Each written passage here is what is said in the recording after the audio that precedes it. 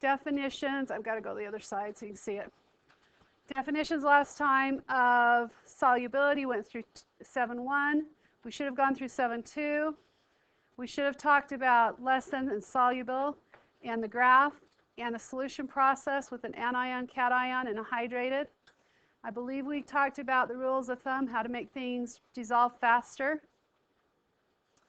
We talked about water being soluble and which ones would be soluble in water and molarity, right? Yeah. Okay, did we get down to calculating, actually calculating? I think we did that too. Okay, and parts per million, percent, weight by volume, volume by volume. Okay, I'm just going through this really fast. Did we calculate, do the calculations? I think we did get through that. Did we get through going through solution preparation? So this is where we're at. Okay, so really fast, and I am going to go through this fairly fast. We are going to be making solutions later on.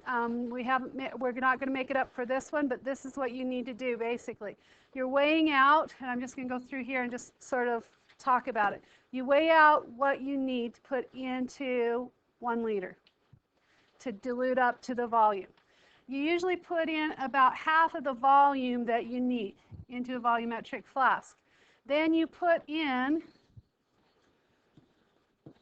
your solid and you shake, shake, shake. This is what this is, shaking and shaking. So this is 4 until it dissolves.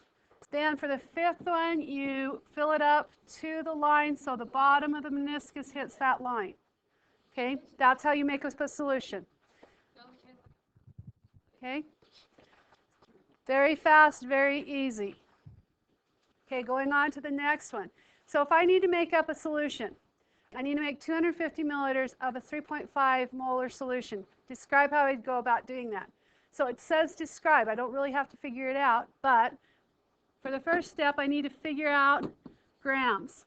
So to find grams, I'm going to take and use my equation where I take molarity times liters to get moles.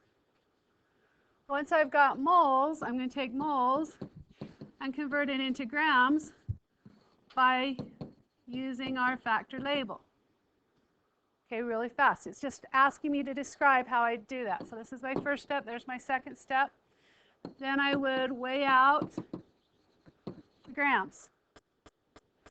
Then I would fill 250 milliliter volumetric flask.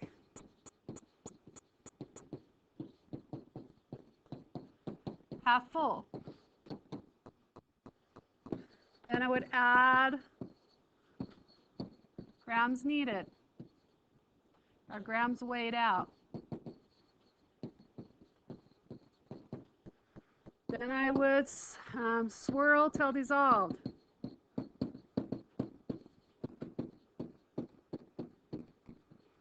And the last step, I would dilute or add water till line. Remember, as you're adding it to the line, you're taking it, the bottom of the meniscus hits the line. These are parts of your notes. You did them, great.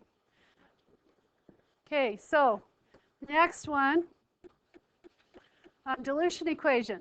In your book, it goes C1V1 equals C2V2. It's also known as M1V1 equals M2V2, meaning concentration times volume equals concentration times volume. Okay?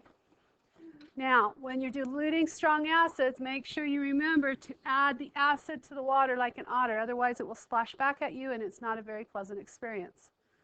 Okay? Acids tend to heat up a lot. Explain how we would prepare these. So we would go through and say, okay, I need to make up this solution. So C1V1 equals C2V2. As I'm going through, here's my volume 1, here's my concentration 1, here's my concentration 2. I'm looking for V2. So I would rearrange the equation. V2 is equal to C1V1 divided by C2. Plug in concentration 0.500 molar times 200 milliliters divided by 12.00 molar. Molar goes out, and you got your new volume that you need to use. So then what you would do is take that new volume, and as long as it's not an acid, you can put it in the volumetric flask first and dilute up. Okay? So same kind of thing goes on for the rest of them. So concentration, whatever the concentration is, you put in for C1. That's why they use that instead of the M1V1, because M1V1 is just molarity. So we can use percent, weight by volume, as long as they're both the same units. Okay? Stoichiometry with solutions, we do the same based on, we've done stoichiometry before. So if I have, how many milliliters of this will react with exactly 20 grams of solid NaOH? So first thing we need to do is we need to change grams to moles.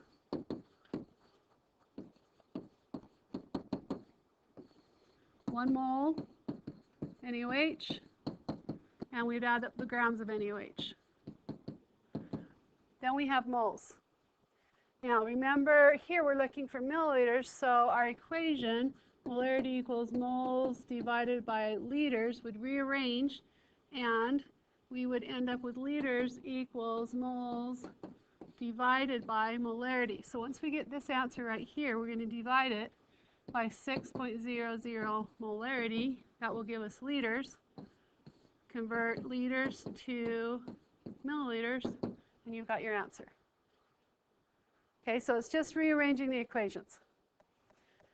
As long as the numbers in a balanced equation are 1 to 1 to 1, no problems. Okay, but if we end up with a balanced equation that has a 2 in front of one of them. Okay, so first of all, we would balance this equation really quickly, and I can see that there's going to be a 2 right here. Okay, can you see that? So it's a 1 to 2 ratio. Because of that, I can't go directly to C1V1 equals C2V2.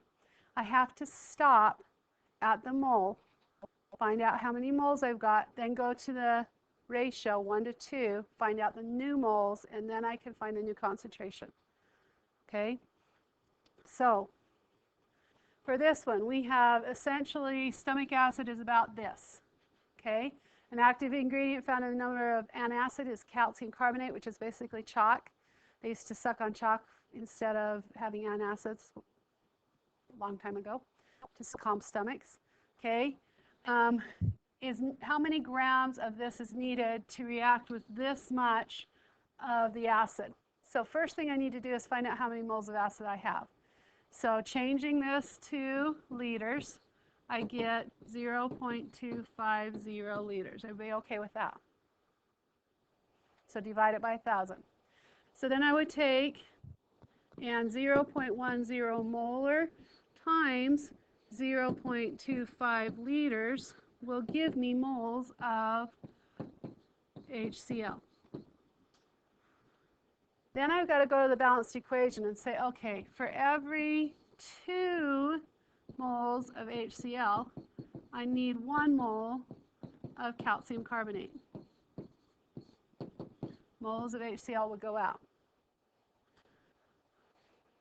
Then I can convert to grams. Okay, so then I just take the moles of calcium carbonate. 1 mole of calcium carbonate is how many grams of calcium carbonate? And I do just a basic conversion. Okay, I'm not stopping to do the calculations, I'm just showing you how to set it up. We okay with that? Okay. All right, I skipped one so you could do one on your own. Then let's go to this next one. Solution properties, electrolyte. Electrolyte is when you have a strong electrolyte is when I put a salt into water, it splits right into its ions, 100%. Totally goes to ions. And it conducts electricity because it goes into ions. A non-electrolyte is like sugar. When I put it in water, it looks like it dissolves, but what actually happens is the water just surrounds all the particles and hydrates it. Okay? Colligative properties, we've got freezing point depression, we've done a lab on it. We've got boiling point elevation. We've got osmosis, which we're doing a lab on. and we've got vapor pressure lowering. Okay, so we already have talked about the equations for freezing point and boiling point. They're very similar. And remember, this is molality times I, and for freezing or boiling point, it's just KB instead of KF. The rest is the same. Okay? Yes. It will give you what the K is. Okay? One that you will want to make sure you remember, though, is this is 1.86, and this one. Okay, those are the ones I use the most, and sometimes on them she doesn't give you those. Okay, Van Hoff factor is I. That's how many parts will it break into. So if I have NaCl, it's going to break into 2 parts. The I is 2. If I have CaCl2, it'll break into 1 calcium and 2 chlorine, so the I is 3. If I have calcium phosphate, Ca3 parentheses PO4 parentheses 2, I have 3 calciums, 2 phosphates, total number of I is 5. Okay, so as we go through here, this would be 1. This would have 2 sodiums and 1 sulfate, so that would be 3. Should put it equal. This one right here looks like it's going to be a lot, but it's actually 1. Any covalently bound compound is going to be 1. Okay, so anything above the diagonal staircase in the periodic table is going to be 1. That goes for SiO2. That's sand. It's going to be 1. Vanadium 5 oxide, though, you're going to have 2 vanadiums, 5 oxygens. That's going to be 7. Copper 2 oxide is, or copper actually 1 oxide is going to be 3. Okay, so if they're not right close together on the periodic table, they're going to be polar covalent or slightly covalent. Carbon tetrachloride, they're both close together, so it is a 1. Barium hydroxide, it actually is 1 barium and 2 hydroxides, so it's a 3. Here we have magnesium phosphate. Magnesium, there's 3 of them. Phosphate, there's 2, so there are 5. Notice I did not split up the polyatomics. Okay? All right, so we've already calculated freezing point. Does everybody feel okay calculating freezing point? We've done that on the lab. All you do is plug it into that delta T equation and you run. You just need to be able to figure out I. Okay? The rest you're going to get off of that table. Calculating boiling point and freezing point, same thing. You got to have molality first. Remember, molality is moles of solute over kilograms of solvent. So that's different. Molarity was moles of solute over liters of solution. Okay? Osmotic pressure formula is basically the same as our gas law formula, except they've taken and moved volume over like this. And so what they do is they say osmotic pressure is equal to molarity times RT. R is a constant. The constant is 0.0821 atmospheres times liters divided by mole times Kelvin. It's like a capital pi. So it doesn't have the italicized to it. It's just straight. Okay, going down a little bit, move that up. So calculate the osmotic pressure. All you would do is plug in.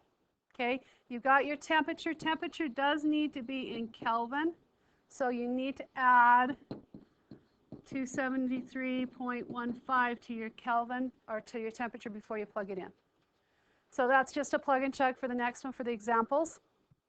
Everybody okay with that? If you're not okay, it's your education. Stop me. You all right? Okay. Going forward, so you calculate some more here. Excuse me. Again, find molarity, moles per liters, and then just plug in because they're all at 25 degrees. So here's some colloids, and colloid is just a smaller particle. It's a big enough particle that it will catch light, but small enough that it will stay in solution. Okay, so that's the key here. You've got a dispersing medium and a dispersed phase and a Tyndall effect.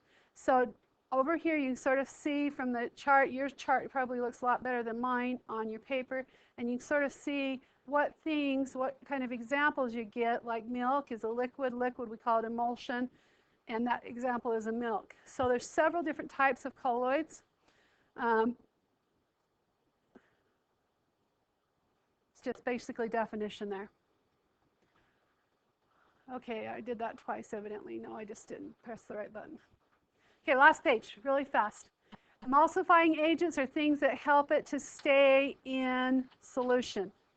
Okay, so if you put an emulsifying agent into something, it helps it stay into solution instead of falling out, even if it normally would. Same thing with stabilizing agents. We put those in to stabilize things so that it stays the same. A suspension has bigger particles. It still will give you the Tyndall effect, but after a while it will fall out of solution.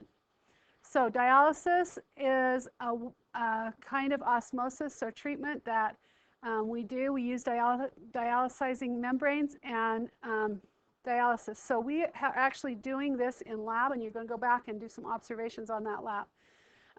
Dialysis is where they take it and they put it through a membrane, and they're able to flush out the bad stuff. They have to be really careful because you end up with stenosis that comes in if the vein ends up blowing. So each of the following mixtures was placed in a dialysis bag, like the one in the picture above. The bag is immersed in pure distilled water, which the ones will flow. Now, as we go back there, you're going to be able to see the example. Are we finishing the lab that we did last? Yes, we're going to finish that. So I'm just running through this really, really fast. The last part of that is a cell in a solution in which the concentrate of solid is higher inside the cell than outside the cell will likely, and I want you to look and see what happened to your dialysis tubing, and you'll be able to answer this. Okay? There's actually cases of people that have forced other people to drink water, and it actually has caused them to die because it has filtered their system so much that they don't have any electrolytes left. Yep, if you have too much, the same thing can happen. Okay, I'm going to